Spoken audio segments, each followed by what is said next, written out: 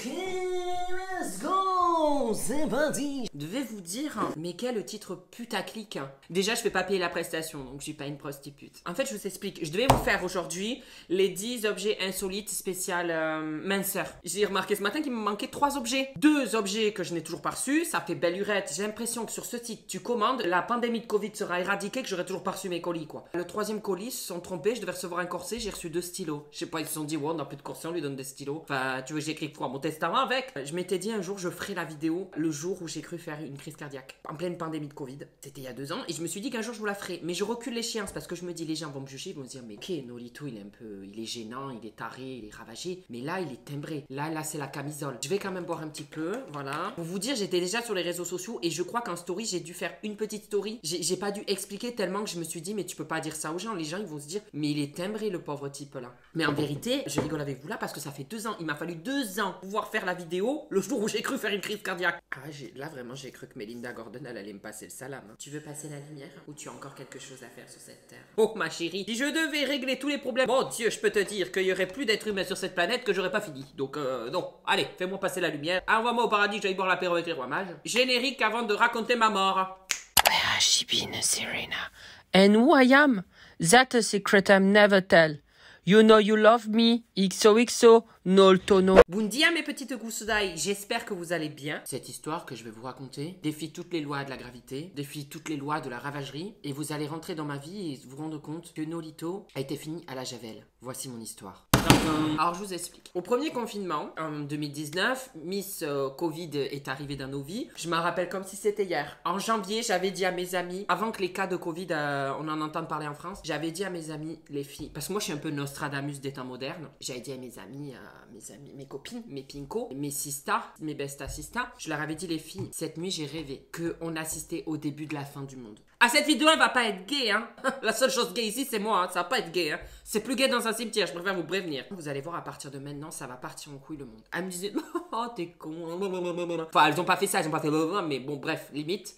Et a commencé le Covid, les feux de forêt d'Australie. Enfin bref, ça a enchaîné. Et là, elles ont commencé à me rigoler, à me dire, ah ouais, mais ça se trouve, t'as raison en fait. Ben oui, je suis pas sur le télé 2 semaines à la fin de la page avec marqué voyance 3 € la minute. Moi, je le fais gratuitement, donc pourquoi j'irais mentir? C'est ridicule. Et là, Miss Coco, Miss Covid arrive. Et moi, je me retrouve enfermée dans mon studio de 18 mètres carrés. C'est-à-dire que quand je m'allonge, en plus, j'avais 10 kilos de surcharge pondérale en plus que maintenant. Quand je m'allongeais dans le salon, j'arrivais à avoir un pied sur le canapé, une main dans la cuisine et une autre main dans les toilettes. J'étais vraiment un Power Ranger. J'arrivais à connecter toutes les pièces de mon clapier. Là, je me retrouve enfermée là. Sans personne. Ma mère habitait à plus d'1 heure. De toute façon, on avait le droit de voir personne, à part les gens de notre maison. Et combien ça a duré? 1 mois et demi? 2 mois, hein, 2 mois et demi. Première semaine, je prends ça avec la joie et je me dis, écoute, ça va être un challenge.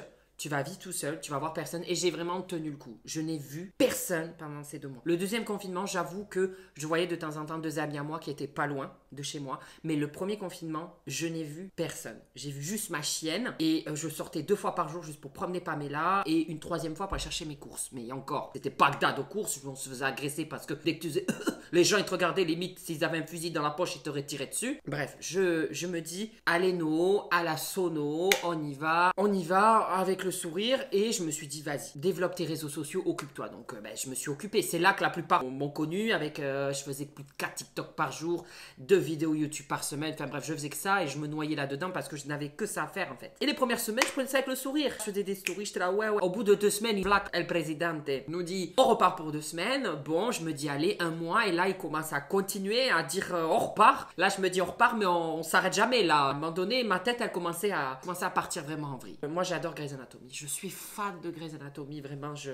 C'est à l'intérieur de moi, j'ai l'impression d'être Meredith Grey. Dès que je vois un insecte qui est mal dehors, je suis à 2 doigts d'aller prendre la pince à épiler et de lui faire une dissection, déjection, enfin bref, je suis prêt à l'opérer. Quand j'étais petit, je faisais ça, mais il y a une menthe religieuse, elle était comme ça, là. Elle est restée comme ça, elle a jamais repris goût à la vie, la pauvre. Je me rappelle, en SVT, on disséquait des souris, nous avait dit, surtout ne coupez pas l'estomac, ne coupez pas les intestins, sinon ça va puer la merde. Qu'est-ce que j'avais fait? Je pris ciseaux, j'avais tout coupé. Je suis retapé, je crois, 2 saisons d'affilée. J'ai enchaîné. Et en fait, j'aurais pas dû. Parce que j'ai commencé à psychoter. Il y a eu un moment, mais vraiment, c'est rien que d'en parler, ça me fait la chair de poule parce que j'ai vraiment cru mourir et je ne rigole pas. J'arrive tout tranquille, j'appelle ma mère à l'Esbonnet, je lui dis hello maman, vas-y on se fait un petit TikTok, vas-y qu'on balance le TikTok, tout va bien. Puis à la fin de l'appel, je sens une douleur à la poitrine. Je respirais, ça me faisait mal. Ça piquait, comme ça. Genre. Vous voyez? Et j'ai rien dit. Et là, j'ai psychoté. Je suis partie, mais crise de panique dans ma tête. Mais alors, je suis partie dans tous les sens. Mais vraiment, pas dans les bons sens qu'il fallait. Tous les chemins mènent à Rome. Moi, je suis allée en Corée du Nord. Là, vraiment, je suis partie en vrille. J'ai rien dit à ma mère. J'ai dit, bon, maman, je te laisse et tout. J'ai voulu vite fait couper la pelle. Je me suis dit, j'ai commencé à psychoter, à me dire, tu vas crever devant ta mère. Là. Donc, je raccroche et tout. Là, je me dis, putain, c'est pas normal et tout. Qu'est-ce que j'ai là, poitrine? Crise cardiaque et tout, ça. Côté cœur et tout.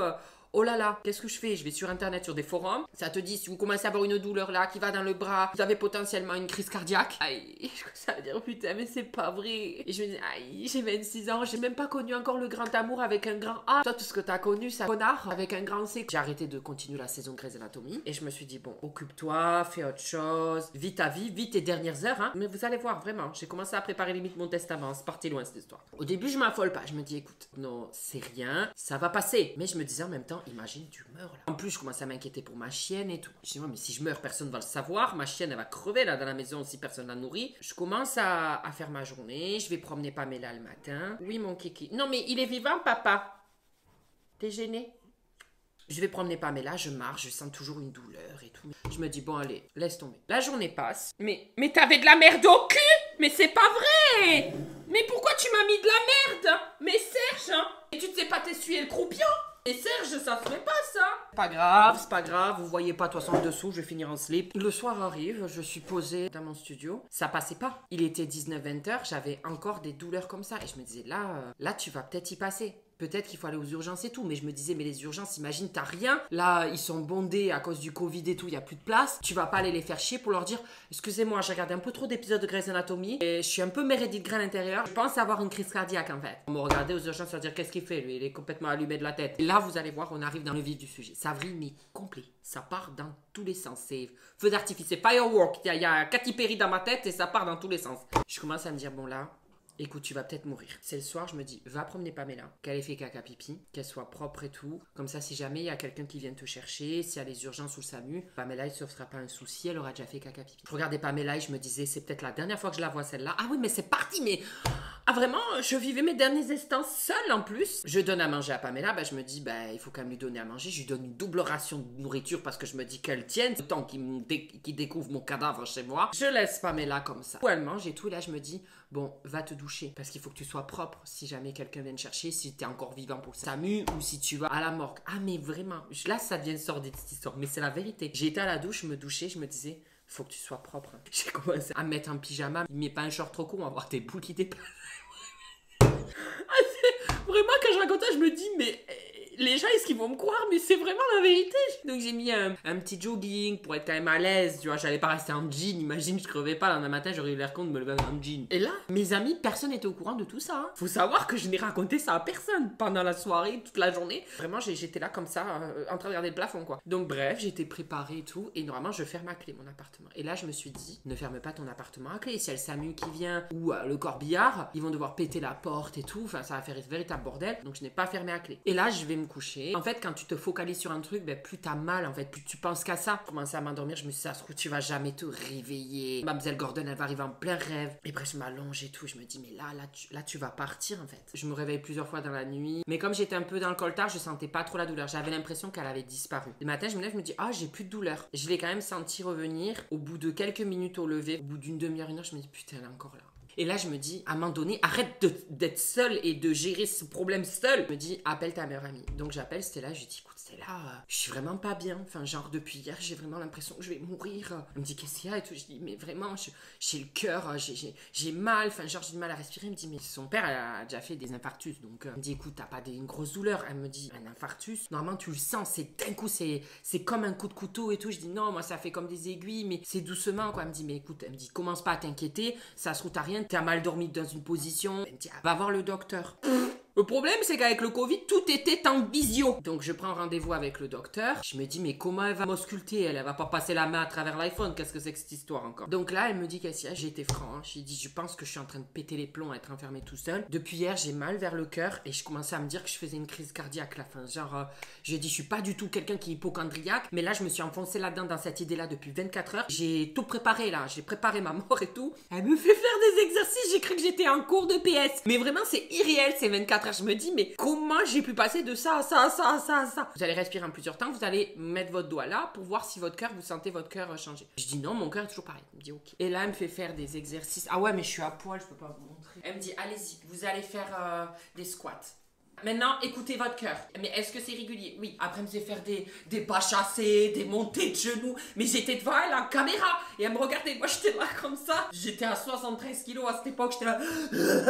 Elle m'a fait ça pendant 10 minutes. J'étais là, mais j'avais l'impression d'être avec mon prof de PS au lycée, quoi. C'était irréel. Dans ma tête, je rigolais. Je me disais, mais tu te rends compte que là, t'es en train de faire de l'EPS en visio avec un médecin, quoi. Elle me dit, là, je pense que vous avez peut-être juste une douleur musculaire. En fait, vous êtes un peu tête décalée, quelque chose. Enfin, genre pendant que vous dormiez. Vous allez voir, ça va passer. Si jamais ça passe pas, vous me rappelez. Mais elle m'a dit, c'est vraiment pas possible que ce soit ça. Il y a rien qui laisse présager ça. Et à partir de là, une demi-heure après, plus de douleur. J'ai dû avoir vraiment mal, peut-être parce que j'ai passé une sale nuit ou quoi. Et je suis tellement restée focalisée dessus que la douleur, elle est restée, mais plus de 24 heures. Et dès que j'ai su qu'en fait, c'était pas ça a disparu. Comme je vous dis, je suis quelqu'un de très angoissé. J'ai sorti un livre sur les crises d'angoisse. Mais autant les maladies, je m'inquiète pas tant que ça. Après, je tombe jamais malade. Je suis quelqu'un qui tombe jamais malade. Donc c'est vrai que si j'ai un rhume, j'ai l'impression de crever. J'ai jamais eu de maladie, jamais eu de grippe, j'ai peut-être eu une gastro petit, mais je touche du bois. Je traîne avec des gens qui sont souvent malades. J'ai une amie qui j'ai dormi avec elle, elle avait une sale grippe. Je chope jamais rien. Je me suis partie en vrille dans ma tête. C'est parti dans tous les sens.